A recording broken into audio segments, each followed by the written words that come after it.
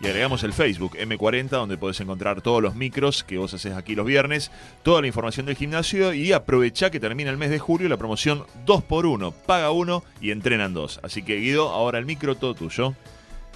Bueno, aprovechando mi estadía allá en el noroeste, que la verdad que es una belleza difícil de igualar, un lugar al que siempre está bueno volver. Preparé para hoy entrenamiento en altura. No sé si saben, pero en Cachi hay un centro de alto rendimiento de entrenamiento en altura. ¿Dónde queda Cachi? Cachi está a la altura del Parque Nacional Los Cardones, allá en Salta. Tiene 2.380 metros, creo, si mal no recuerdo, de altitud. Y la municipalidad del gobierno tiene un centro de entrenamiento con pileta, con pista de atletismo, que se utiliza en muchos casos para entrenar en altura. El entrenamiento de altura está rodeado de dudas y discusiones aún hoy, y además de esto evoluciona permanentemente. Las dudas y las discusiones tienen que ver con que es difícil poder hacer estudios precisos y similares para verificar realmente cuáles son, si los hay, y son ciertos los beneficios de entrenarse en altura. Fundamentalmente los entrenamientos de altura se utilizan para deportes de resistencia, y si nosotros esto lo relacionamos, lo que yo digo, con los partidos que fundamentalmente nos toca ver cuando la selección argentina va a jugar a la altura de La Paz, que es el lugar más alto, o a veces a Quito, y uno sabe que está expuesto a mermas físicas por un lado y el avasallamiento físico desde el otro lado. O sea, los adaptados a la altura rinden mucho más que los no adaptados a la altura, eso por una parte. Y por otra parte después vemos condimentos genéticos. Por ejemplo, Di María, cada vez que le ha tocado ir a jugar a La Paz, corrió como si fuera una persona que vive en la altura de La Paz y no ha sentido grandes mermas en su rendimiento físico. Entonces, dicho esto, los entrenamientos fundamentalmente se utilizan para deportes de resistencia y para competiciones en particular. ¿Qué es lo que uno busca? Se sabe que entrenándose en la altura, donde la cantidad de oxígeno en el aire que respiramos es mucho menor, el cuerpo que está expuesto a esto genera un mecanismo de compensación produciendo más glóbulos rojos con la finalidad de aumentar la capacidad de transportar oxígeno. Como hay menos oxígeno a nivel atmosférico, a nivel de la atmósfera, el cuerpo se adapta, genera más glóbulos rojos, y estos, que son los que transportan el oxígeno, suplen esa dificultad. Y este mecanismo lo desencadena la hormona renal, la eritropoyetina, el famoso EPO. El EPO, que da doping positivo en cantidades de ciclistas. Ajá. Es la eritropoyetina, es la desencadenante de la generación de mayor cantidad de glóbulos rojos.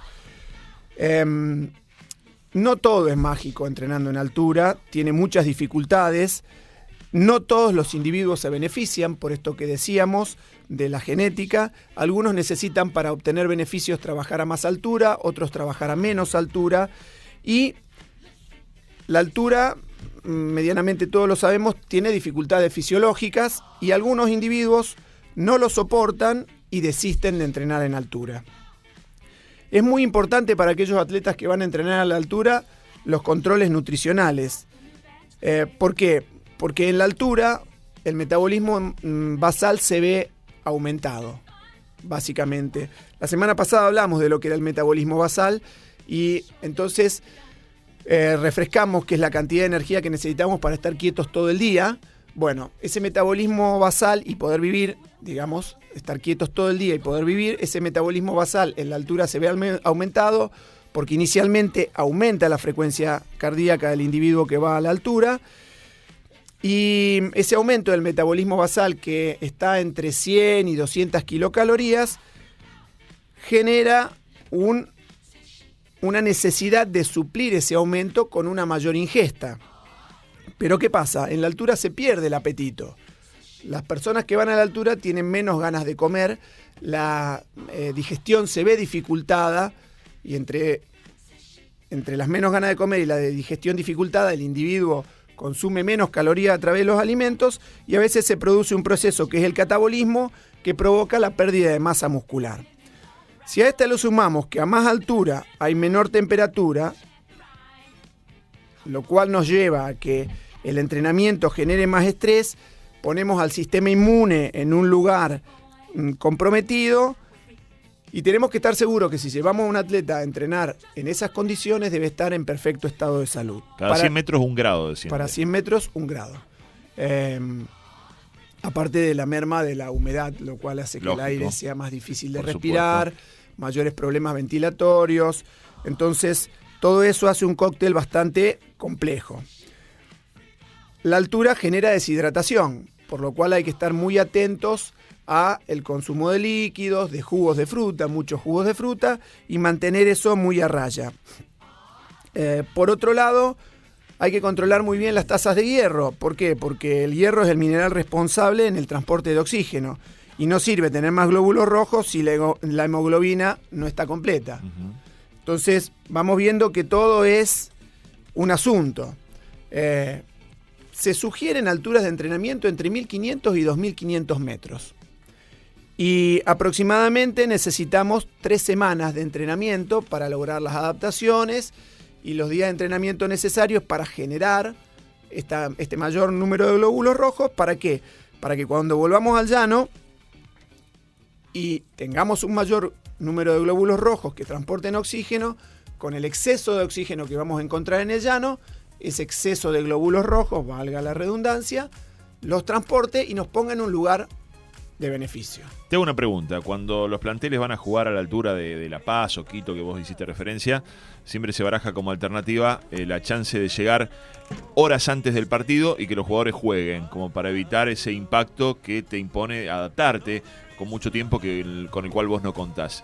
¿Cómo evitás ese? ¿Por qué se dice, bueno, llegar y jugar e irte? ¿No te influye? El llegar y jugar e irte tiene que ver con no sentir los síntomas feos de la altura. Ah, bien. Yo tuve la oportunidad de jugar un torneo en La Paz hace ya bastante tiempo. Sí. De fútbol de salón. Y dentro del grupo nosotros estuvimos 25 días.